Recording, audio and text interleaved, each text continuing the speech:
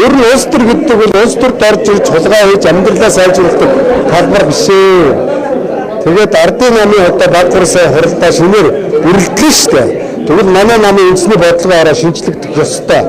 Өмнө нь манай нам 30 жилийн хугацаанд хэдэн элбэн золбин ах нар манай намын нэрээр хулгай хийлээ, амьдралаа сайжруулаа, ард түмэн ядуурлаа, улмд орлоо мөн үү? Одоо нэг ах нарын чинь гар хөлөөд одоо энэ дотор байгаа. Нэг юм байна. Ямар ч чадамж байхгүй. Нам ялвал хамтраад яаж албач болох вэ? Яаж хулгай хийх вэ гэсэн ийм элбэн золбин нэг байна. Тэгэхээр эднийг бол хэмчилж энэ намын нэрээр мөн үү? Улс орны төлөө хулгай хийхгүй, ахуйгаа зассан, гэрээ зассан тийм хүмүүс орж энэ бодлогын оронд орж бодлогын эцэлдээ явагддаг байх хэрэгтэй байхгүй юу? Тэгэхгүйгээр зэрэг энд нэг албан тушаалд горилсон нөхдүүд орж ирдэг тийм талбар биш ээ. Тийм учраас энэ намыг шинжлэх хэрэгтэй, чадвартай байх хэрэгтэй. Тэгээс өөрөө хаахыг засаагүй энэ бусдын хаахыг засдаггүй.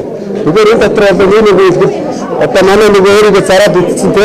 Би одоо таагүй санаж байгаа 16 зандагийн код дөрөв гिचүүлэл гэсэн миний өнөр байсан 20 онд ирдээ зарж идлээ гэсэн гэдэг үнэс мэстэ гिचээс зараад идсэн шүү дээ тийм 24 онд энэ ганц төмөр гिचлээ төмсөгдүүлчлээ гэсэн. Бодлогын нэрээр зараад идсэн. Тэгэхээр эрдэнэгийн ганц төмөрийн жэвгэгийн каналны сургууль нөхдүүдийг намаас хөөх хэрэгтэй. Шилжих хэрэгтэй.